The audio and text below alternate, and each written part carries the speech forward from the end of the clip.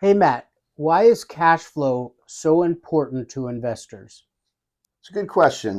Companies' profit is really just an accounting construct. I mean, it's important, but it captures flows of value rather than just flows of cash.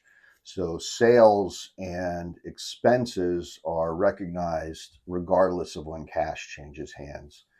So a company's profit in a given period, say in a quarter or a year, can be very different from the company's cash flows. And an investor is interested in cash flows for several reasons. One is the long-term cash flows. These are the basis of valuing that company, not just accounting profits. And there's different ways that you can convert profit into a cash flow estimate.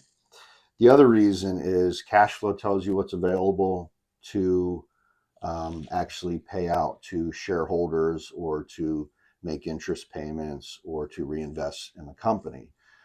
So it's very important. And one of the things that you might want to look for in terms of red flags is when you have instances in which the difference between profit and cash flow is widening. When that variance widens over time, that can be a real red flag that a company is inappropriately booking revenue or not booking enough expense.